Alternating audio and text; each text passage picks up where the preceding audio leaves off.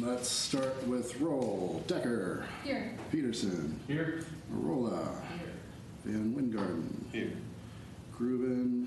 Chairman. Zimmerman. Which we have to do this, but I fill it out. I know generally before it starts, so I kind of just fill it out. Next is approval of the agenda. Do you have an extra copy? Oh, yes. Did you get one?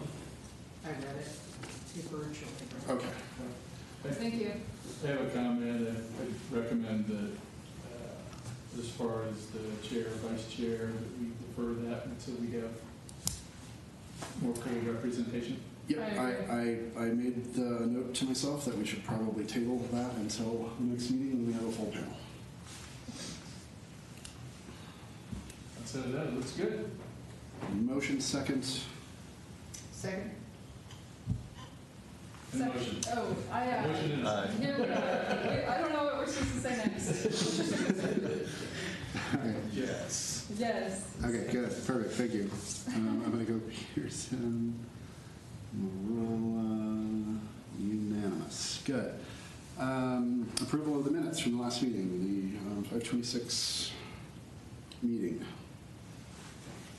Yeah, I move that we accept those. Second.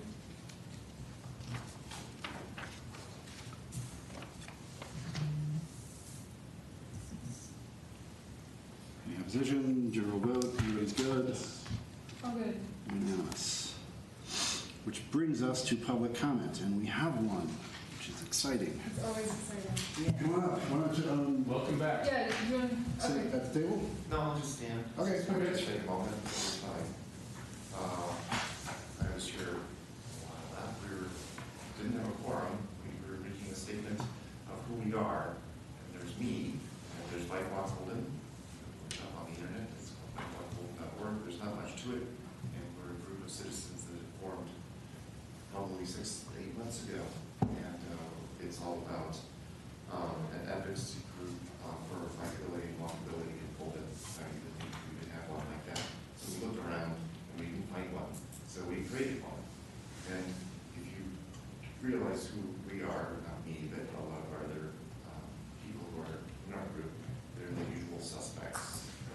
If you go on creating Golden, the usual suspects who are behind all the public sort of things that are going on.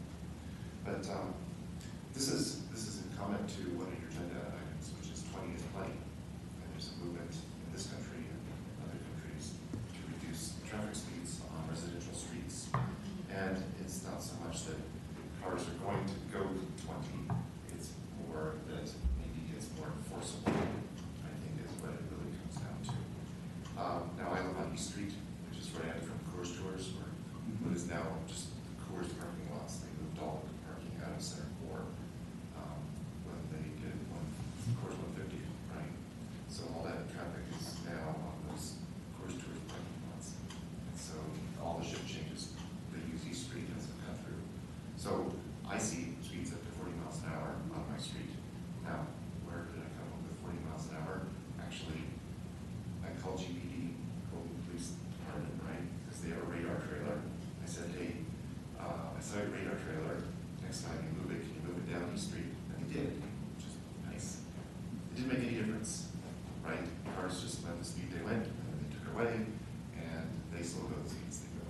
But the important takeaway is, when you look at those numbers, and you think, those cars are going really fast, they really are. And 30 is fast, 40 is stuff when they do it, because remember they're shifting at night, they just want to go home, they want to get to work or whatever. But it's there, it's happening, and everything else is sort of getting worse out there too. And so being able to control residential street speeds, I think, is important. And I don't like to say that we need more police enforcement of traffic laws, but honestly, as an older adult now, I think that more and more.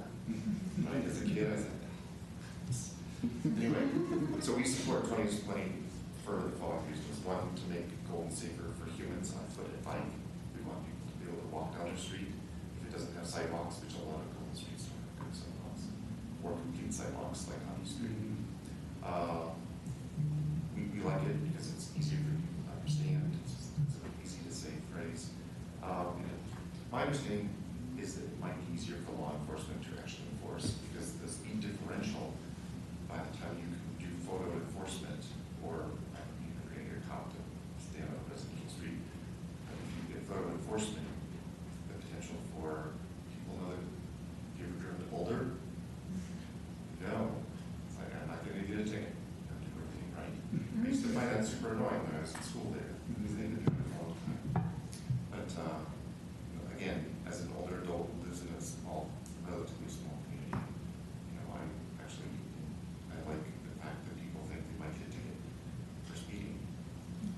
When all that went away for COVID, we stopped stopping cars for anything, for everything, is people, I think, really are speeding a lot more. So anyway, that's why we are supporting it, and I myself support it. So you're speaking on behalf of Whitewalk Golden? And myself. And yourself, so. We talk to each other all the Oh, time, okay. like all day long, so. Yes. I'm on, sorry, yes. Okay, cool. And what's your name? My name's Pete Gossett. Okay. Thank you. Thank you very much. Thank you. Thanks. I guess by way of response, I agree with everything you just said. Yeah. Yes, everyone. Any other internet public No, comments? no, coming in? no other internet chatter on 20 is plenty, but that's our next item, so we should talk about it. Okay. He is very right in a lot of ways. I sent out what I sent out was a lot of words on paper in PDF form, and I apologize, and I did it very late, and I apologize. My understanding and what that I sort of confirmed in my reading is that the number on the sign does not move the needle a whole hell of a lot. You need roadway geometry, you need vertical deflection, horizontal deflection, narrowing of lanes is one way to help, with speeds. The number on the sign doesn't change driver behavior drastically, but it does change it a bit. And his point on enforcement is absolutely valid. My understanding of the radar enforcement that PD is moving forward with, basically you can't start ticketing anyone until they're 9 miles an hour over. So that, You can't moves take it until 9 miles over? over until they're detected. That's what I have in my head, and I did not get a chance to confirm that with PD, but that's my understanding of it. That's not licensed to go 29. I know, that's what I was. Something's over legend. I know. Right. Why is 1 mile an hour over not enforceable? I don't know. Yeah. And I need to have a conversation with PD on exactly why that is, if that's indeed the case. But from an enforcement standpoint, I much prefer, having a lower, threshold for when they can enforce things than we would otherwise. So I'm happy to answer any questions I can on 20 is plenty. From my point of view, the actual get the work done sort of point of view, it's not a big ask. We don't typically sign in residential areas for the speed limit. It is by default under the model traffic code 25 miles an hour. We don't typically sign unless we have an issue. So it's not a big lift. It's not a big financial cost to go out and change. We had 59 signs that were marked as 25. I assume the bulk of those are in residential areas. Some of them will be up and down, the arterials. Washington, Ford, hard to call those arterials, but on the Golden scale, our main north to south connections. But many of those will be in the neighborhood. So if we replace those 59 signs, I didn't put $1 to it, but it's not a big ask. We can make them in-house. We can, we have staff available to change them out.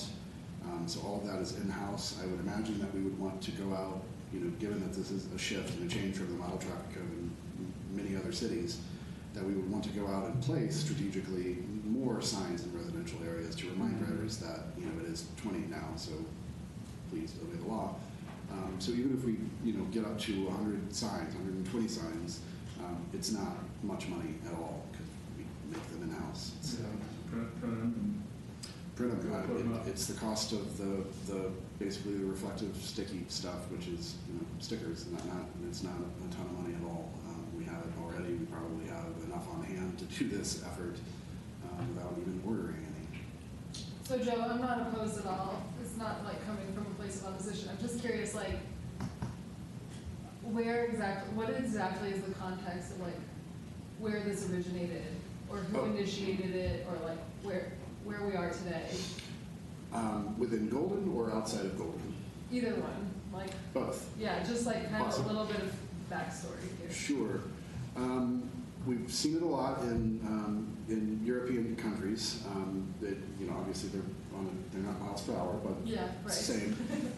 Just lowering the speed, vehicular speed, to protect bikes and pads. I didn't print out, and I didn't include, it may have been in, I think there was one study. Maybe I didn't include it. The really morbid graph from FHWA, if you get hit at 25 miles an hour, your survivability rate is X, and at 20, and that it really drastically drops off between that 25 and 20 mark.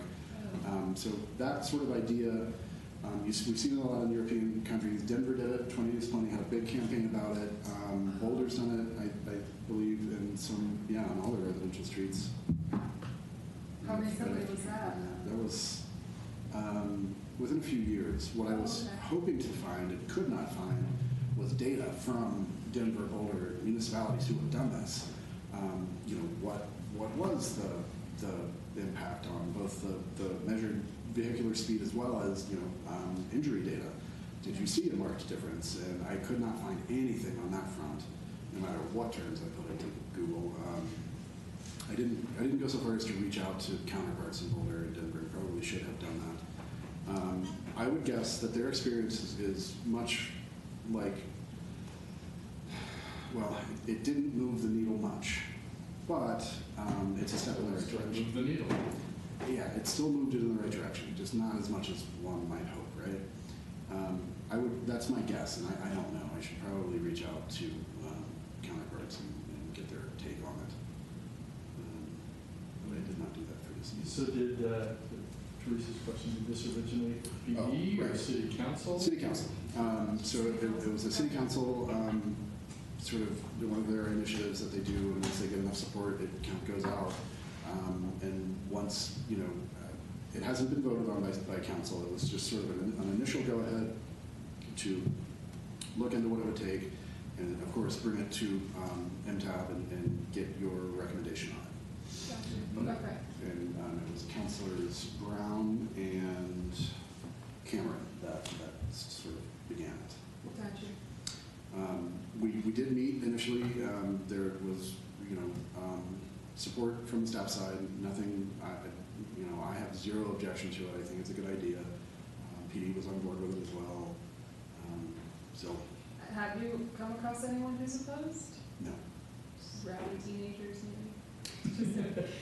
Yeah. Yeah, I haven't asked them like. Yeah, we're not the same circles. On the opposite, has there been public demand for it, or is it purely just originating in city council? I mean, I wouldn't say there's been any sort of public outcry, for it. I mean, there's always sort of a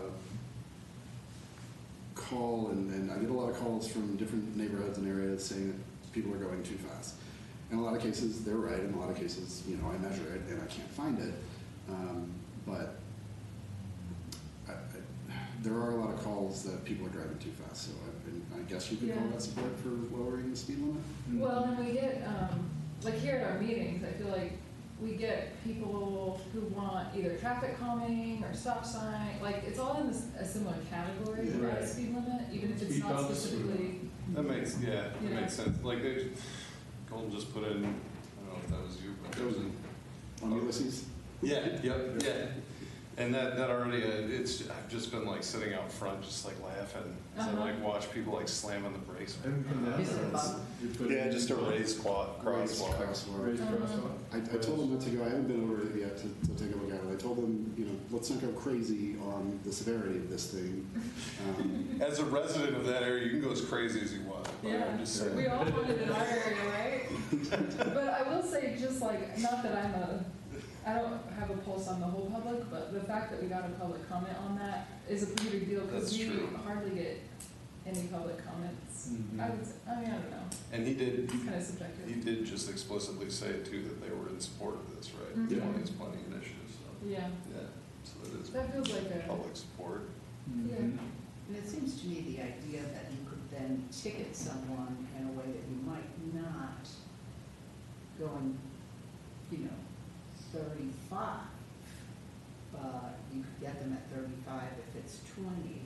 And 35 is kind of a big deal in a It is. neighborhood. mhm, So Mhm. it For makes sure. sense to me. mhm. So they're headed toward a draft order, this would be done by ordinance? So it's a modification to the model traffic code. Okay. That's within PD's wheelhouse. So yes, they would most assuredly need an ordinance, 2 readings, and modify, our adoption of the model traffic code, which they just did again, but not in time to sort of catch this. Okay, So yeah, it's ordinance. so what do they need from us, a memo, a statement? They need a statement. It would be in memo form. I don't know that we should spend our time tonight wordsmithing, Right. but if there is general support and, a motion and a second, and yes, we support this, then I can draft up a statement and we can sort of wordsmith online and sign it and send it along. Is there a timing? Like, are they hoping to discuss it at some specific meeting? I don't know that there's a specific council meeting at this point. I think we told them full implementation would be ideal if we could sort of do it through the winter as, the not, I say that now, but if we know it's snow, that's not the case. Right. The not as busy time of year for the sign crews. Mhm. Right now, sign crew is very, very busy for everything along the creek and Yeah. around the creek and changes to permit systems and all of that. So we had talked about sort of, this meeting as the kickoff for the process, and then once, I struggle to remember what the next step would be. I don't know if it's going to council or if PD had another interim step to sort of take a look at things, or to just go ahead and draft code.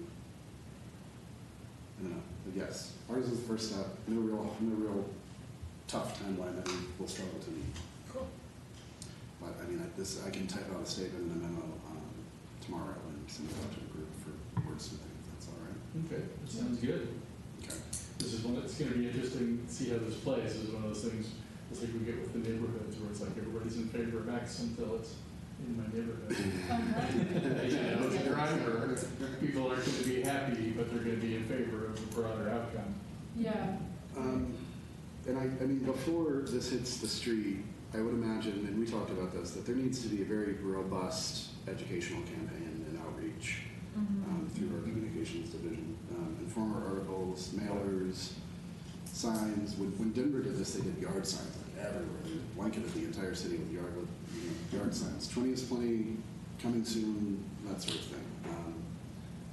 I don't know if we'll go that far, but a robust educational component to this is. Unfortunately, in these times, it feels like yard signs, regardless of what they say, can be very divisive. It's like, for some reason, inviting people to dislike you or something. So, I would maybe, Yard signs are inherently inflammatory. that's how it feels sometimes, so, like, maybe those, what do we call them, sandwich board signs, I don't know. Yeah, that would be right away. I'm not opposed to that. We Yeah. can make those. Maybe that should work our way into our statement, that we recommend a robust public education Mhm. Okay. program. Mhm.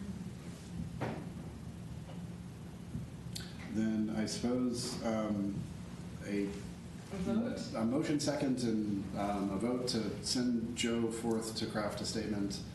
All right, I motion that MTAB agrees with the initial, statement of 20 is plenty Okay. and suggests a education campaign to go with it. Second.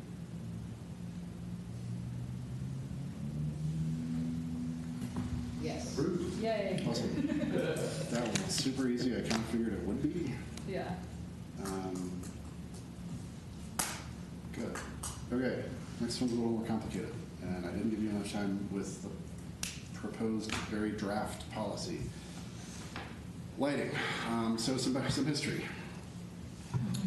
In our infinite wisdom, we decided to purchase all of the streetlights within the city of Golden, within the public right-of-way, that were owned by Xcel Energy. So now we are the proud owners of all of the streetlights. Those numbers are not quite right, and that's why they're highlighted on that very first statement. But generally speaking, all of the streetlights within the public right-of-way are now owned by the city of Golden. We very quickly learned that streetlights can be an incredibly divisive piece of infrastructure. On the one hand, people want them for safety, and I agree, absolutely 100%. On the other hand, people don't want them for dark skies initiatives. I agree with that as well. Same. Yeah, I feel I more am totally on the fence. So what this proposed document is intended to do is sort of give the city, and specifically the city engineer, the authority to basically do them, install or remove lights for safety considerations at a crosswalk, at intersections. They have to be lit, right?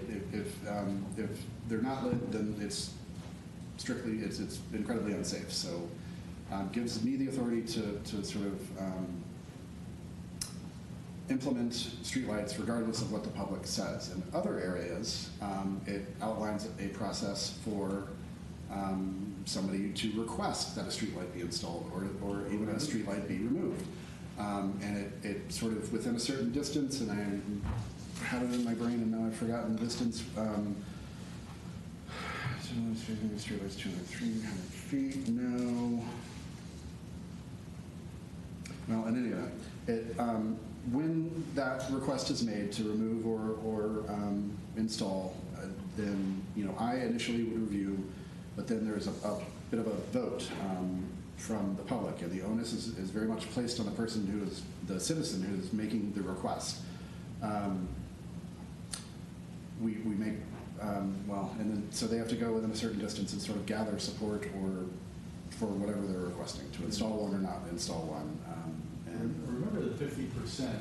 50% of Yeah, the how does that residential determine, area right? or something. Affected people in the area or neighborhood? I mean, He may need to define this a little bit better.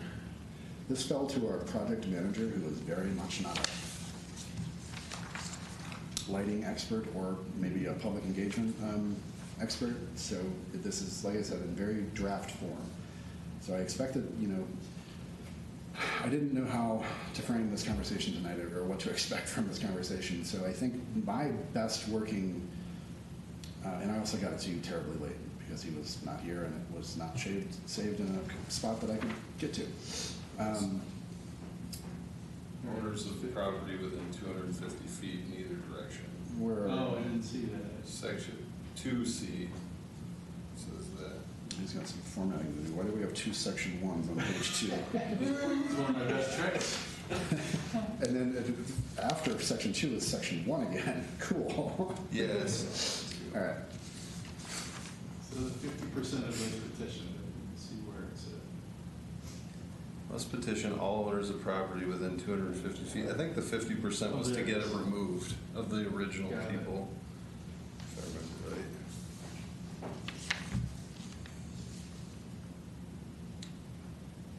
So, I mean, we can sit here and read through this tonight if that's what you guys want to do, or we can have a very short meeting, given that item 7 is going to be tabled, and Well, spend some time with it and email me any comments. Obviously, email the group so that it's open and everybody can see everybody's comments. so is the context here that like now that the city of Golden owns all these lights, we have to actually We need a have a plan. right. We need a Yeah. process. We when we first got the lights, we had zero process. We did not know what we were getting into. No, Okay. none. So this is your attempt to like Start to make some define process around what to do with the lights. to implement, to either install them or remove them. Oh, Because okay. honestly, we were not prepared for how divisive streetlights can be. Yeah. The other thing we find is people request them, and initially when we first bought them, we were sort of in this big switchover phase. We had all this work to do in order to satisfy our agreement with Xcel. you know, we went out and started making changes, and we would get requests, and we'd say, okay, sure, that makes some sense to have one here. We'd go out to install them, and we'd put them in front of the person's house who requested it. And they said, no, I didn't want it here in front of my house. I wanted it for his house. Oh my God. Not much there, huh? Exactly. So- And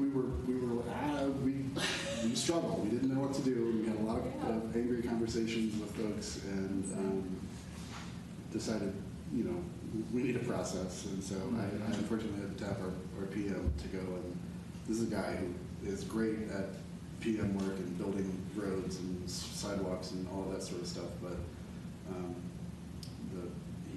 he will admit that he is not a fan of public engagement. So in the past, it's like someone would be like, hey Joe, I want a street light, and then you'd be like, call Excel. Totally. Oh. And they probably had a process. Yeah, what was their policy? So their policy was they really would not install one. The city would occasionally get involved, and if we had a project, like North Washington, for example, we installed all of those lights, and at that point, in the old days, we would say, okay, Excel, we've built these to your standards, they're yours now. And Excel would happily take them, just as a part of a project. Streetlights. For North Washington, we knew that it was headed to us, so we just put it on a separate circuit and made sure that those were farthest out of the gate. We could request from Excel, but honestly, a citizen requesting or the city engineer requesting is about the same response, Right. historically. We'll get back to you. Interesting. So their process was like the bare minimum, Yeah. essentially. Yeah, they were not terribly fond of responding to requests. Well, I mean,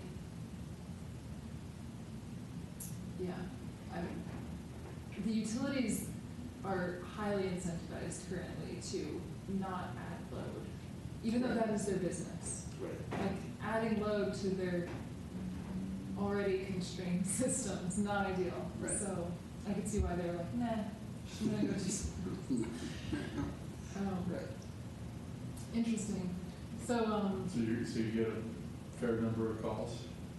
And is it for new lights or for taking Both. this light out? Both, like honestly, like, and even split over, I want light, I don't want light. How often? How often does he get calls? So I've taken to just putting them to the PM who really likes that. I don't have a number, but I've gotten. But it's not a handful of times a year. No, since we've taken it over, which is, you know, at the beginning of this year, let's say, we've gotten hundreds of calls. Ooh, hundreds. so we need a plan. Yeah. Need a plan. I This is definitely it. think that we need them to give this serious consideration Yeah. before we move forward. And I would say that reading through it tonight is not helpful. Let's take some time. I will send out an email, you know, reattach this electronically just to begin a string on, read through this, let me know your thoughts, and, So one more question. Yep. Context-wise, I saw it in the Informer that there's like this, also this streetlight thing going on over on like the stretch of Highway 58, or maybe it's not 58, but it's near No. the train museum, yeah, it's 44th.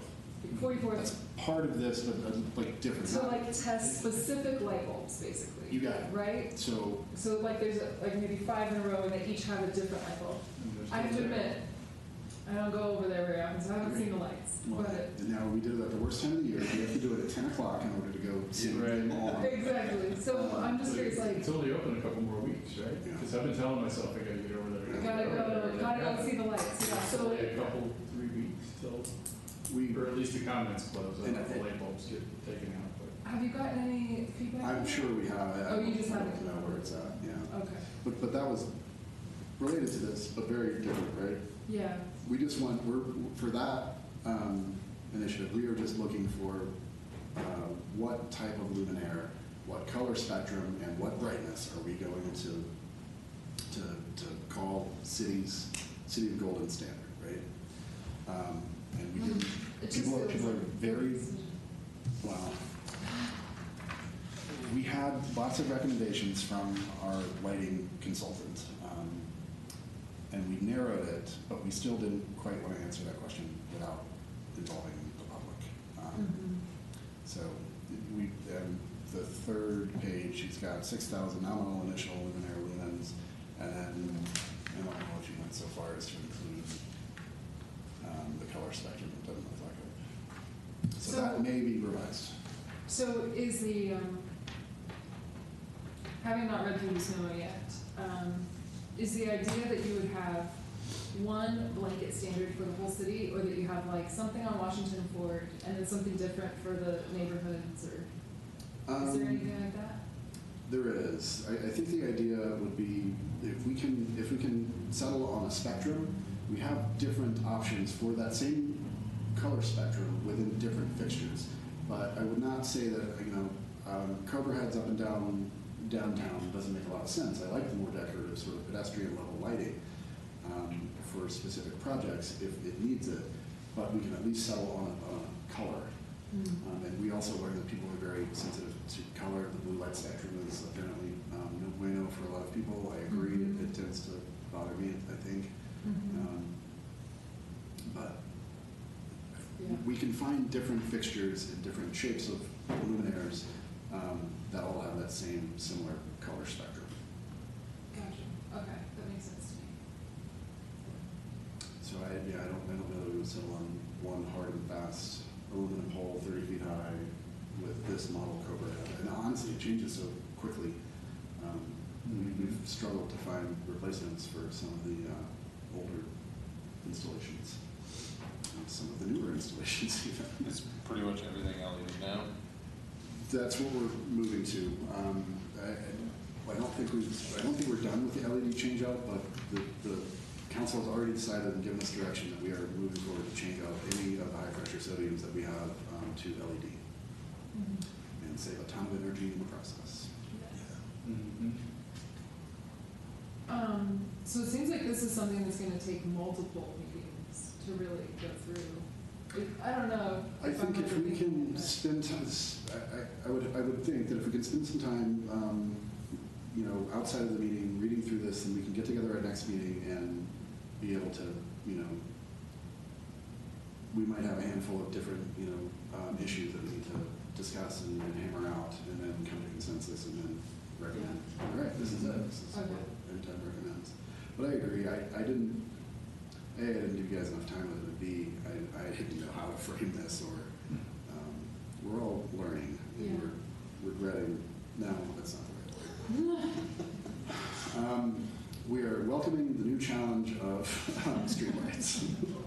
Joe, Yes. is there any other reference within our city's guidelines that would help us put this in a format at least that we're accustomed to, that we already have in place? As far as an actual policy or manual, yeah, we could borrow, I suppose, from some of the planning and zoning processes when a new development comes in and there's notification at a certain, distance, but it never gets down to really a vote of the people directly adjacent to it, right? Traffic calming, the old traffic calming scheme required that, and it was badly worded, and that's why we got rid of it, that a certain percentage of the number of people impacted by whatever traffic calming installation we were going to do needed to be in support of it. But then we found we found roadways that had egregious levels of speeding that led to other neighborhoods but weren't directly impacting those neighborhoods or directly adjacent to those neighborhoods. So the people that were responsible for the speeding but disconnected or distant from the traffic calming installation said, no, I don't want that.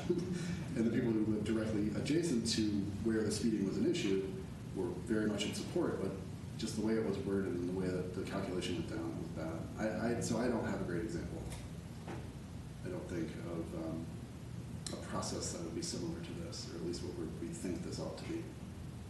Like a stop sign, or four-way stops and that, or is that not? No. Traffic, Crosswalk? we didn't really put it, we put it at thresholds, right? Like Right. a certain number of vehicles, a certain number of pedestrians, yes, you get one.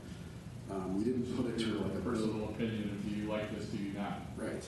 And again, this still gives me the power to light a crosswalk or light an intersection if there is a safety concern. It's just outside of that. You know, some people like light, some people don't. Is there like a general industry accepted standard for how much light is enough in, like on a street? Or like a lumens level or some such like this? Foot candles. FHWA put something out. I don't know that it goes so far as to say that that's, A, it's not a requirement, it's a suggestion. B, I would never say that it's industry-wide accepted. It's, Oh, okay. I wouldn't say it a hot topic of debate, but us geeky engineers will we'll fight over anything. I got you. But no, it's a 1 foot candle. Within a crosswalk, it's 1 foot candle is the number I have in my head. I'd have to go back and confirm that. So then outside of crosswalks, it's not No. anything. It's just neighborhood lighting and what's comfortable. Whatever's, That's where it is. it's just very And- I'm subjective. comfortable with more light, I'm comfortable with less light. And one other point that you reminded me of is that this document is very specific, that this applies to lighting of the right-of-way only. Oh, We don't necessarily, we don't see it as the city's responsibility to light somebody's home or Right. yard or well, anything like certainly, that, right, yeah. So it calls that out very clearly, because we get a lot of those requests. Well, it's dark in front of my house, and I want the cops to be able to see if somebody's breaking in. It's like, you And then it's have, all light. yes, you have that ability. Yeah. One thing to think about would be the existence of the HOAs. And what does an HOA have to say about it versus individual property owners within their HOA? Mm.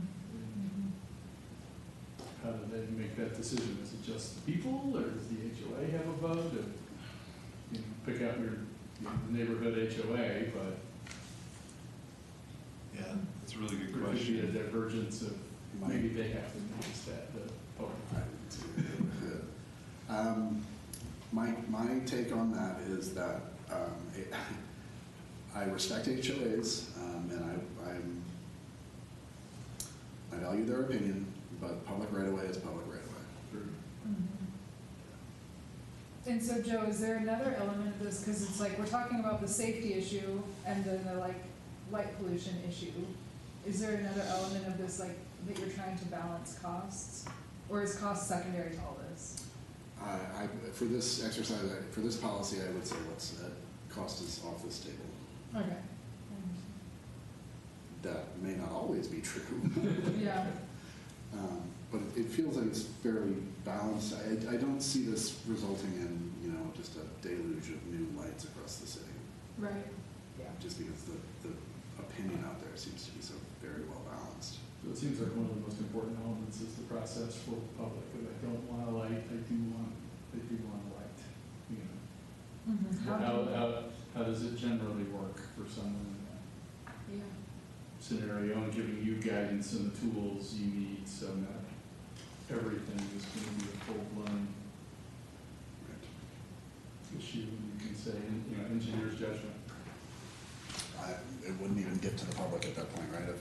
It'll come to me first, and if I say there's an intersection right here, No. we've got several accidents at night, maybe a light is a good idea there, let's do it. Then it wouldn't even go to the public. But yes, outside of that, it's to define this process for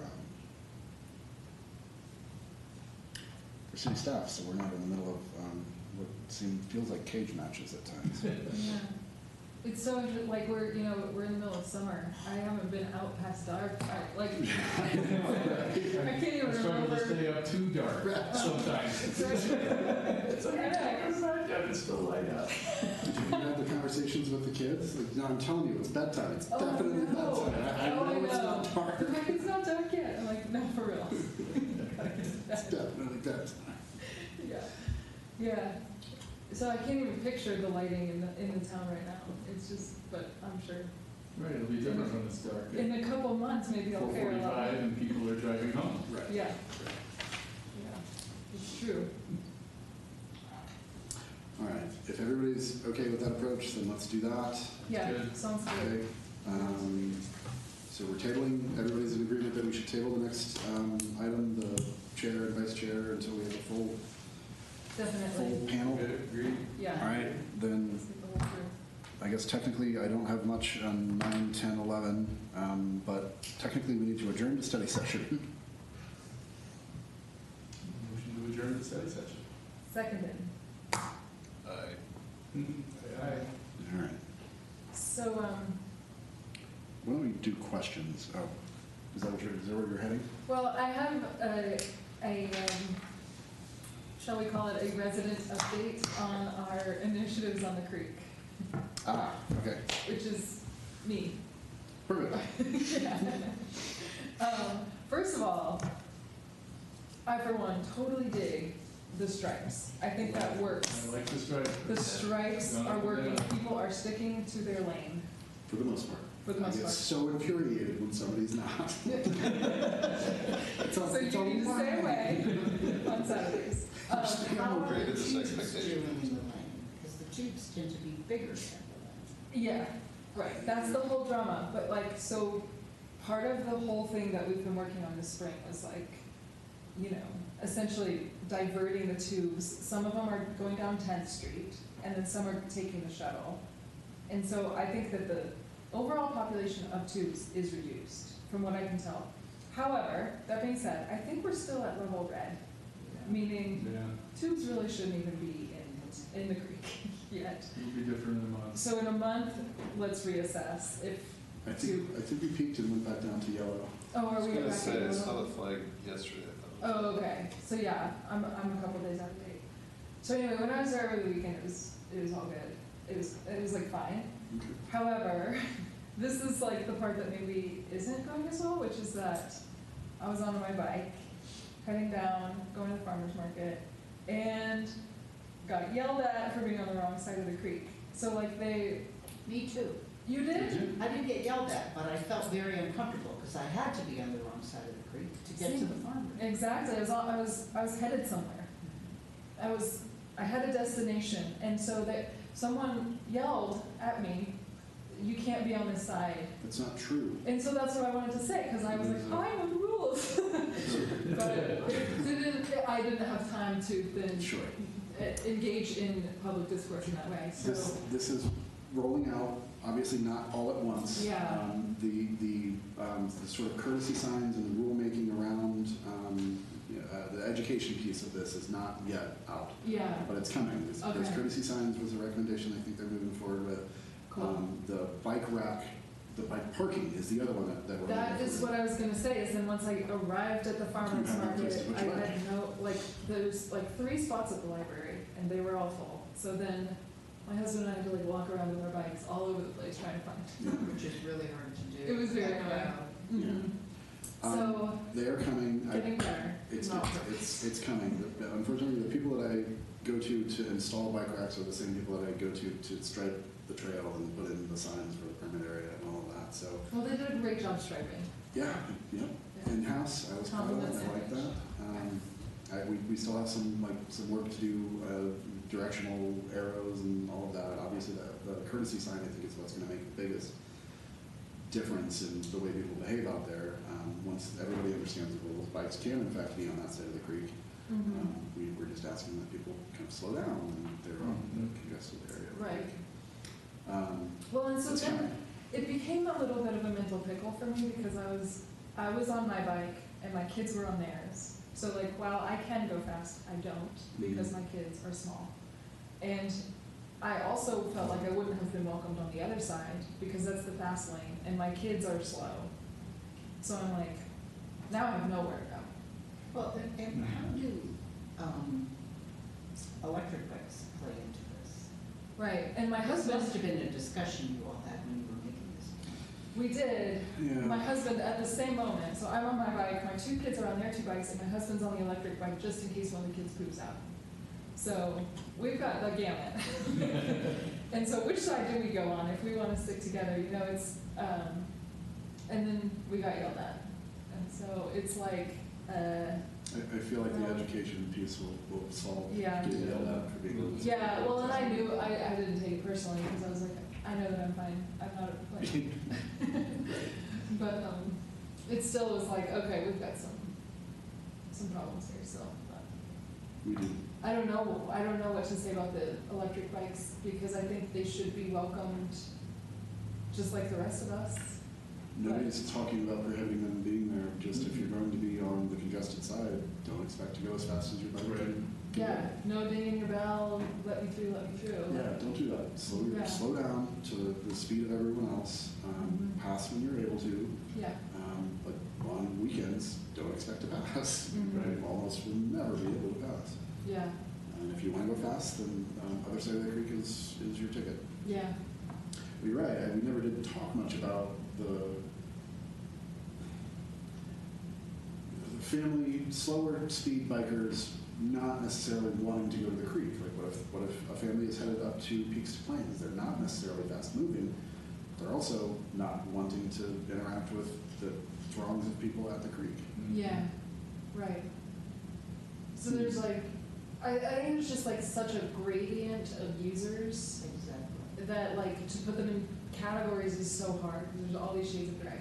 Yep. So, Just the way it was set up, it just needs to kind of bake in a little bit. It's just fast side, slow side, Yeah. whatever mode of transportation you're on. But nobody's prohibited from anywhere. That's right. You Yeah, can exactly. move slowly on the fast side. Pedestrians are allowed on the fast side, right? Yeah, Mhm. We just would expect less pedestrians on the south side. Yeah. So anyway, that's my update. Okay. Interesting, but yeah, forthcoming, and I've been tasked with the bike rack installation, so I'm looking to get that done in meaningful places that don't interfere with anything else.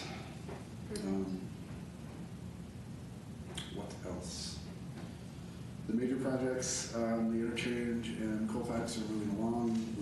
Well, as you guys are aware, we're requesting some more money for Colfax, and I believe the application is due today or tomorrow. It must be tomorrow. But largely done. Don't anticipate. Well, we'll see what shakes out the Dr. Crowley process, but should be okay. Haven't had any huge progress in construction funding for Heritage Interchange, but design is marching along well. Did I ever bring back what the public had decided on that? The dog bone, No. It was dog bone, and we had a separate pedestrian tunnels underneath? Yeah. Yep. That's what we were designing. Some value engineering shrunk things a bit, but still very separate and still precludes any conflict points between vehicles and bikes and peds.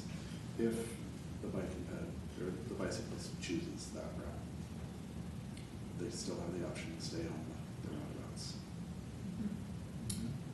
I think the only other projects I have are drainage related. We're starting to get going on taking Kenny Run further upstream, more of a floodplain concern than anything. Lena Gulch, which is sort of, Lena Gulch and Colfax are trying to work well with one another. Different consultants and different pots of money, it becomes complicated. You can't blur the lines terribly much when you have federal dollars. Right. You need to keep them very stark and separate. Whatever happened with the little trailhead project? On, East, not East Street, but the one back up there. yeah, yeah. Funny you should ask. Jeffco is moving faster than we have been moving. What we found is that I don't know, it's hard to call that a public preference. What was decided upon from the public meetings, well, we discovered that slope is moving, it's creeping out, and so we're worried that we shouldn't build anything robust there because it may, slide and wreck it all, and we don't want to disturb that slope any more than we need to. So we've engaged with geotech engineers to sort of define what that slope stability issue is and look for ways to mitigate. For reference, this was the little social trailhead by the churches, I forget, off the street, there at the Johnson behind the Johnson Road roundabout where those, you go up the hill to where the Yeah, churches are. that's There's a little the closest social trailhead, Jessica was Yeah. wanting to do, put in bathrooms and Bathrooms, some parking, just kind of some general improvements, and the question was about the on-street parking there, behind the churches. yeah. Back-end angle was what was chosen from the whole public process, which is great. I'm all for that. That's the safer route. We did need to determine sort of a turnaround that didn't include, didn't require that folks drive into the neighborhood to be able to turn around. But it's all been, we hit pause once we discovered that we had some slope stability issues. Stabilization, not surprising, I guess. Yeah, no, I mean, Pretty steep, and it's all like sandstone and clay. yeah, So. yeah, it's not rock. Mm. So that's where that one's at. I don't know that I have any other, so the traffic signal stuff,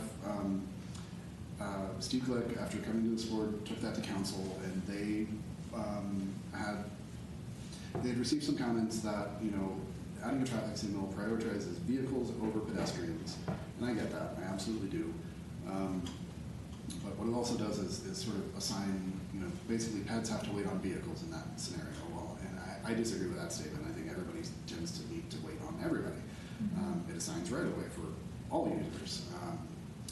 The alternative that was suggested in the comment to council, and what council has directed staff to investigate, is all-way stop conditions as opposed to signals. And the reason staff had sort of discarded that without running it down, just because the volume of pedestrians, especially in the summer months, is going to make it, and pedestrians at a four-way stop have the right of way, right? They're going to go. Vehicles are going to wait on pedestrians. And some folks like that, I get that. I'm looking for more of an efficient overall, for all users, approach than gridlock traffic in the summer months at peak times. So we've gathered pedestrian counts, and we have vehicle counts.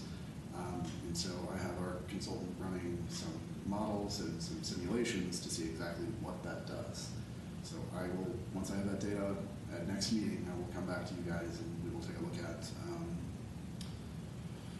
that condition as opposed to a signalized condition, and make a determination as far as what to recommend to council. So wait, there were, Steve, I do remember talking with Steve. Yep. But I don't remember talking about adding a new signal. I thought it was just like Not new signals. upgrading. It was just upgrades. Controls. Oh, As okay. opposed to upgrading controls, the council has told us to go and look at what it does if we remove the signals and put in a four-way stops. Oh, goodness. That's different. That feels very different. That Yeah. is very different. Okay, so then council's They, hypothetical scenario would be like no lights along like the Washington downtownish area? basically Like all 11th, 12th, stops? and 13th, four-way stops. Okay, interesting. Sounds like a never-ending traffic jam in the summer. In the summer. Well, is it a way to kind of not so explicitly try and get cars to not go there? Maybe. I don't know if that's the intent or not. It may have that effect. Right. It's maybe a bad idea, given that it's one of two north-south corridors. In the whole city. In the whole city. Yeah. I mean, aside from the highway network, of course, right? I don't expect that we have a lot of cut through. Nobody's driving through downtown Golden in the summer to bypass the city, right? To get through the Right. city. If you want to get, around the city, or even mostly across the city, the highway network is where you stay. At least that's, I would imagine that's how most drivers drive. So yes, so I will have some simulations. Hopefully I can get them they're going to run simulations, because the modeling software doesn't do a great job of including pedestrians, but the simulation software does, and will spit out some data on what, delay and level of service and things like that. So I'm hoping that they can actually send me a simulation file that I can just run on my laptop and show everyone, this is what it does. We can speed it up or slow it down, but mostly it's just going to tell us It's going to spit out a delay for all users, right? For pedestrians, for vehicles. If we can show that that delay is greater than it would be with a signal, then it ought to be a slam dunk. And I assume that's the way it's going to go, but without actually doing it, who knows? So are you saying that because council didn't like just right away approve Steve's thing, that he didn't apply for that grant this Nope. time? We applied for the grant. Oh. Regardless of those 3 signals, we still have need for the money and elsewhere in the I system. Okay. We were very much focused, like, we still have the 3 Ford Street signals. We still have the one at 10th, that was kind of outside of the downtown core, but near it. Still have the one at, both of them at 19th, at Jackson and at Ford. So there's still a need for the money, just those 3 are kind of up in the air for now. So we're still moving forward with the grant application. Oh, okay. Determining the appropriate improvement. Yeah. Cool. It would fall into Steve's, well, Joe's got to figure it out. Mhm. I'm getting the money. Comment. There you go. Yeah, That, which is great. yeah, that is great. Right. Because getting the money is something I don't have time to learn right now. Yeah. And my God, is that a process? It's only gotten more. Steve seems good at it. He is very good at it, and I shudder to think of what we do when he leaves. He needs to train somebody, and maybe that's me or maybe it's somebody else, but it's its own world. Dr. Cog and then any other federal grants, it's its own sort of beast. Mhm. Good times. I have one other brief update. I don't know if it's probably more under new business, but I got an email from Stacy Turner about the open space master plan, Oh, yeah. which I went to a couple of meetings earlier this spring.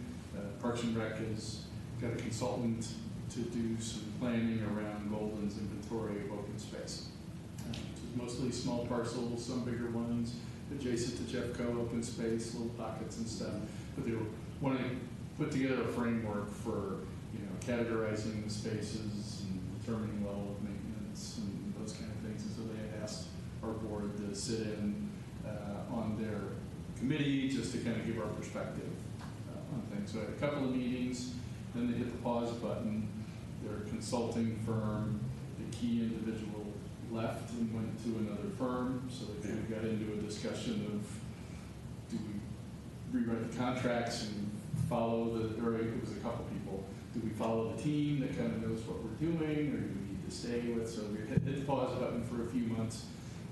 They've elected to stay with the consulting firm that we retained and let the people that left that firm go forth and do great things for their new firm.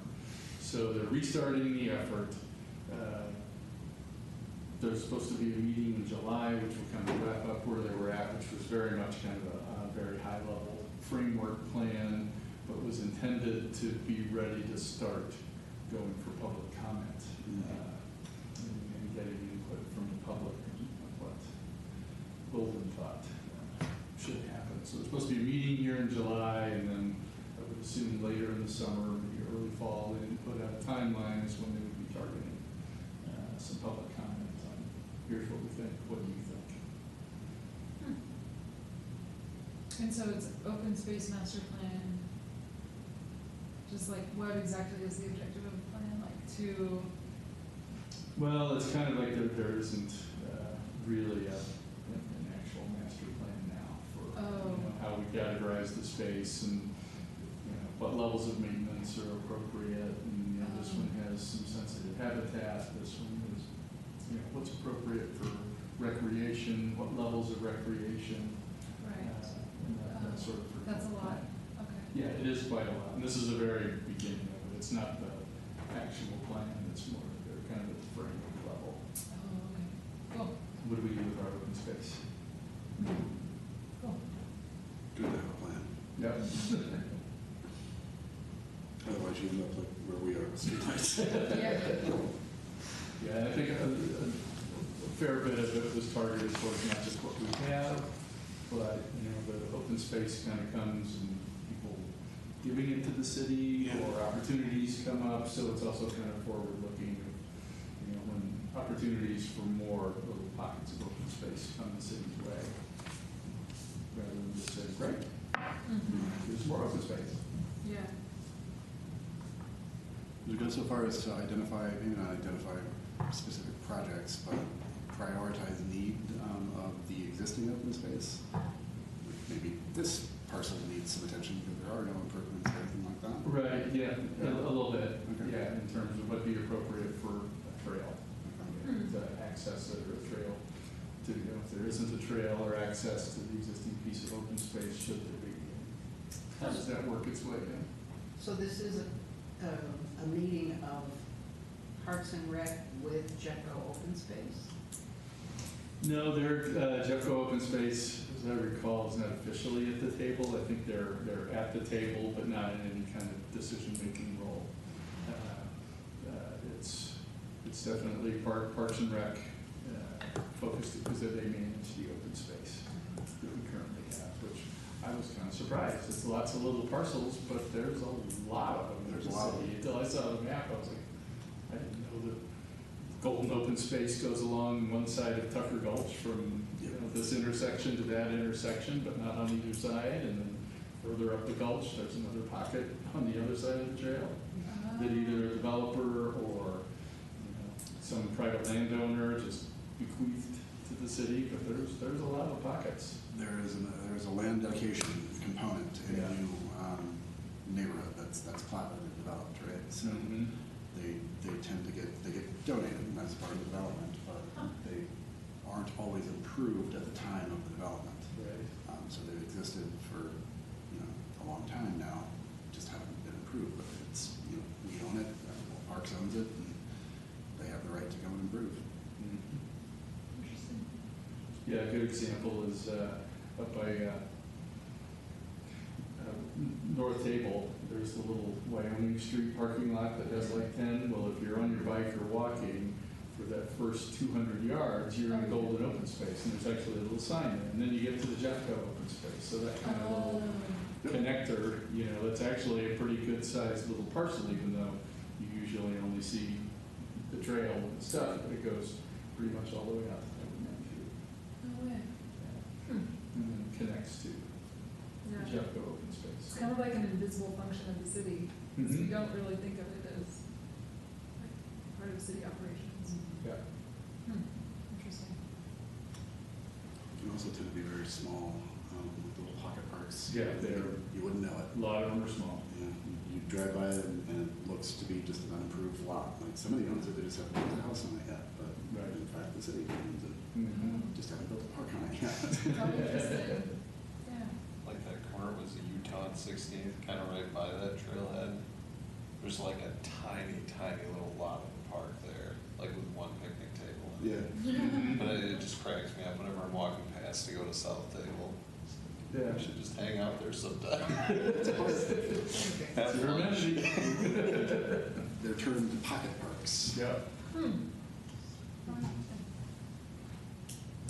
All right, I don't believe that I have anything else. All right. Okay. Are you good? All right, so next meeting, chair, lighting, and, where else did I, Speed limit.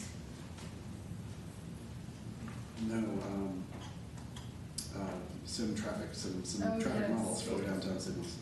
Sorry. That sounds fascinating, actually. Have you seen the sim traffic? I love it. I can sit there and stare at them for hours. And you say you have the ability, like, once you get the model built, you have the ability to kind of easily tweak different aspects of it. You can increase the number of vehicles, decrease the number of vehicles, pads, bikes, whatever. Oh, I want to play with that. It's kind of cool. That's very cool. Yeah. Cool. All right. Thank you much.